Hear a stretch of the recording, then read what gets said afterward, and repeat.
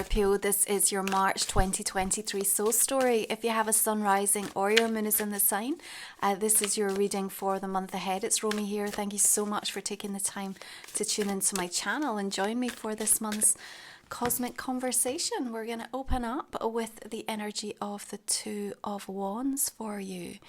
I think you're open to better now. You know that you deserve better. And that realization demands a plan, and March is certainly the month of the year that can deliver. But sometimes it's uncomfortable to create change where it's necessary to move towards a life that makes us feel more alive, more aligned, and really more connected with the things that we're passionate about.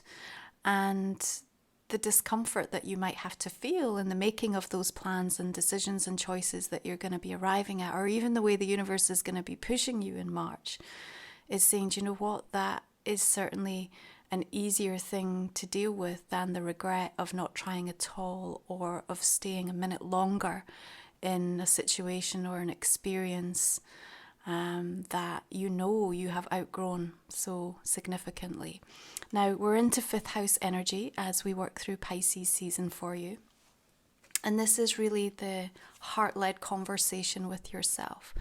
This is a reminder about the things that you are passionate and curious about. And as we open up the month of March, Venus and Jupiter are aligning in conversation and giving you this beautiful boost to initiate a change. And you know what? To be really bold about it. And I want to say to you, like, who told you that this wasn't your thing? Yeah, because I've just got a feeling that there may be this part of you that feels, oh, well, I don't get to experiment with that, or I don't get to say that I'm the person that does this, because you've repeatedly been told that story. Maybe that goes really far back for you, or maybe you've just adopted it for yourself.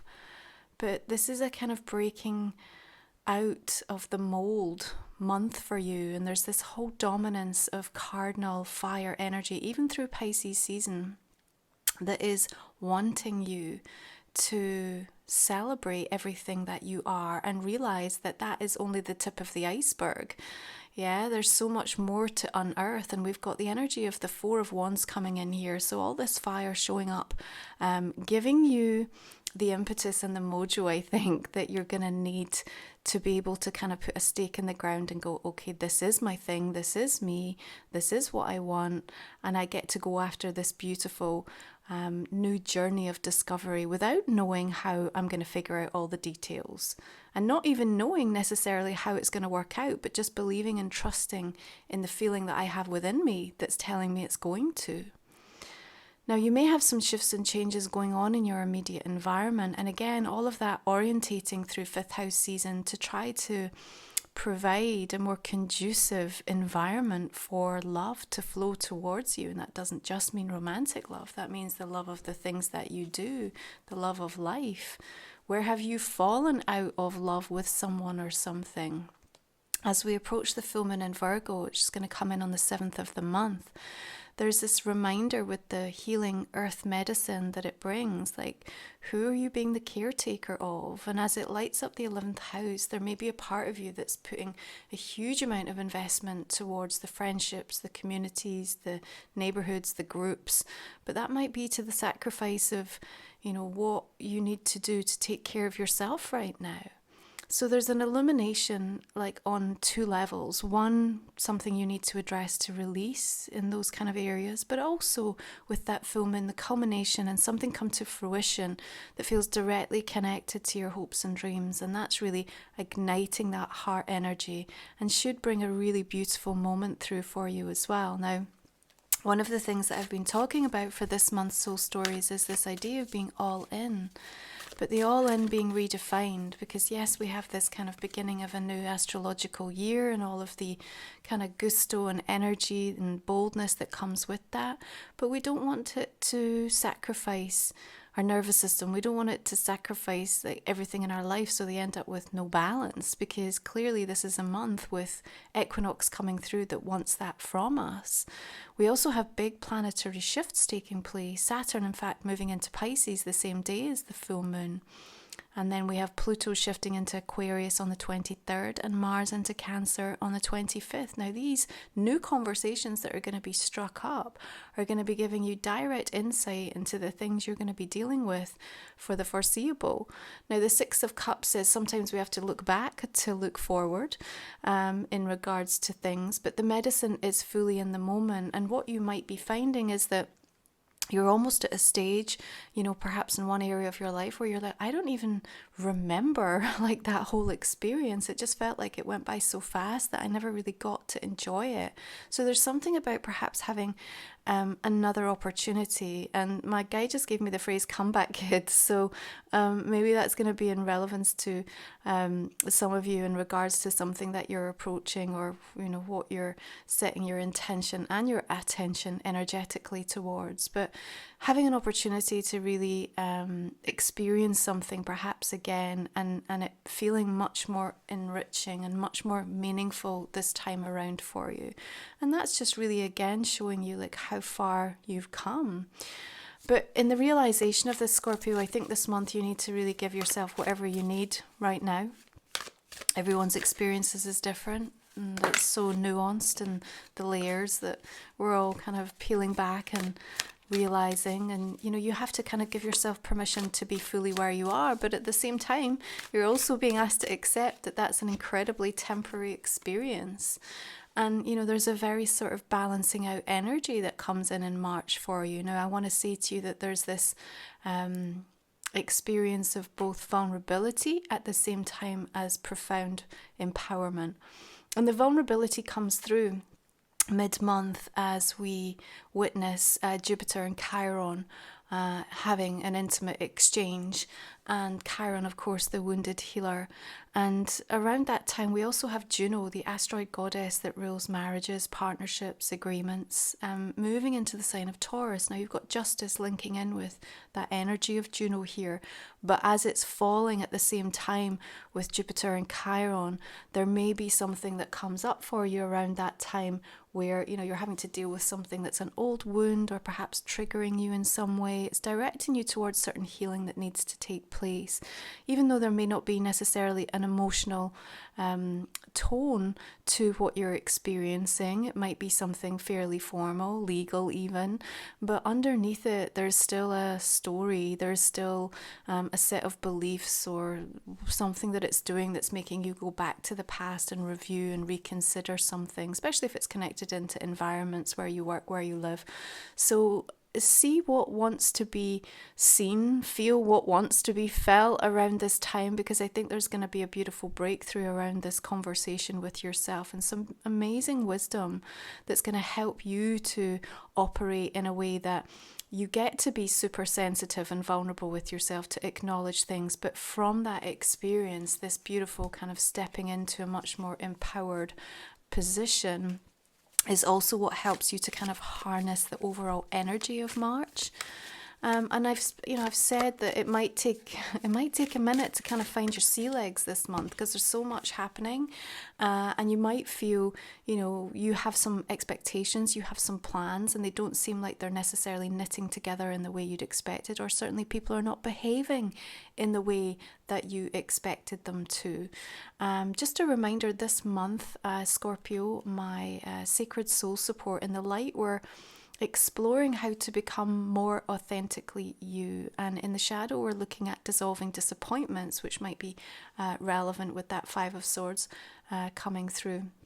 These are things that I produce and create over and above the soul stories to help you through the month. You can check them out in the comment and links beneath.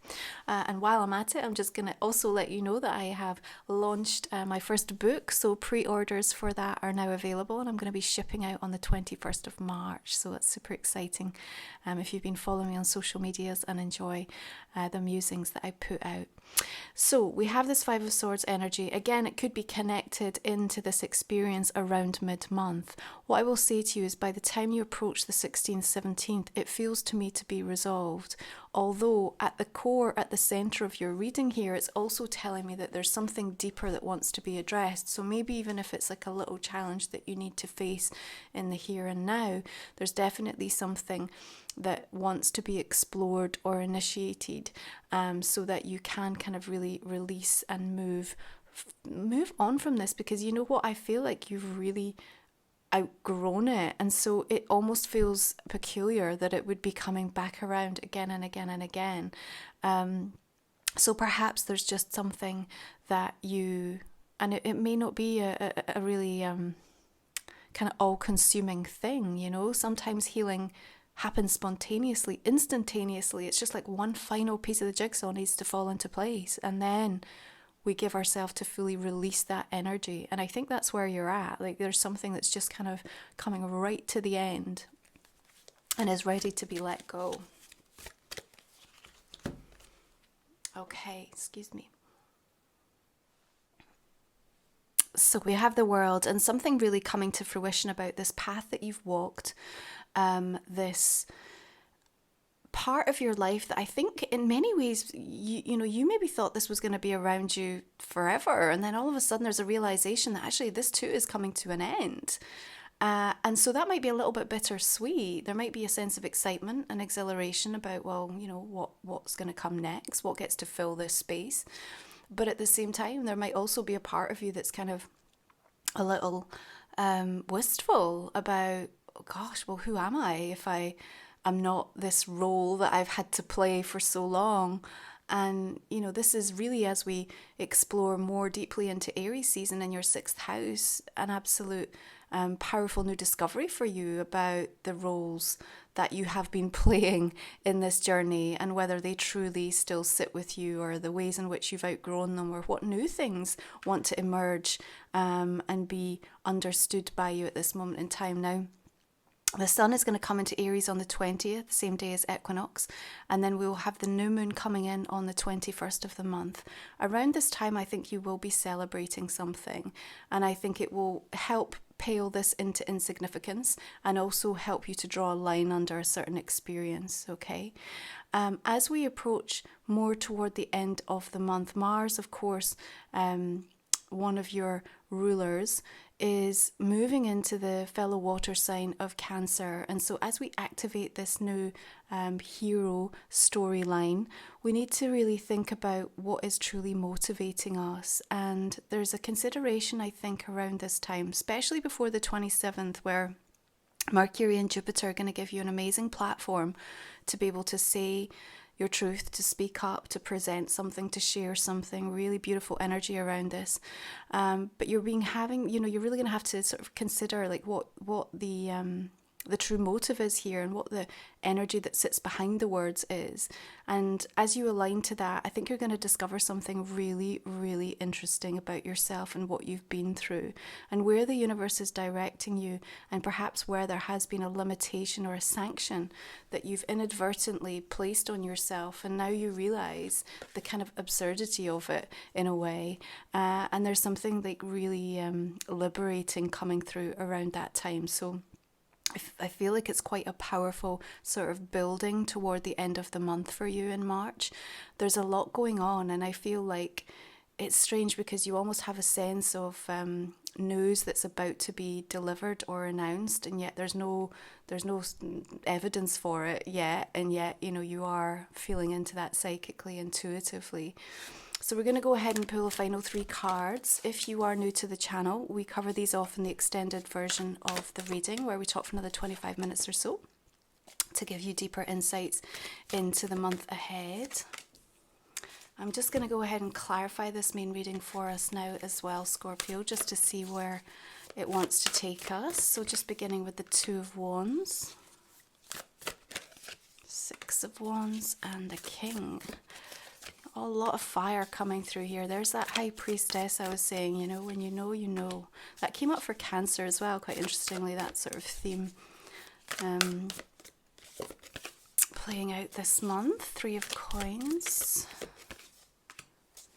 Ace of Wands, There's our new beginning for the new astrological year. Many of you will be feeling into that, you know, just it being a much more aligned time to kind of have this clean slate experience, and really the conversation with yourself all through this month kind of coming from a tone of how can I create this deeper life of substance for myself? What does that mean for me?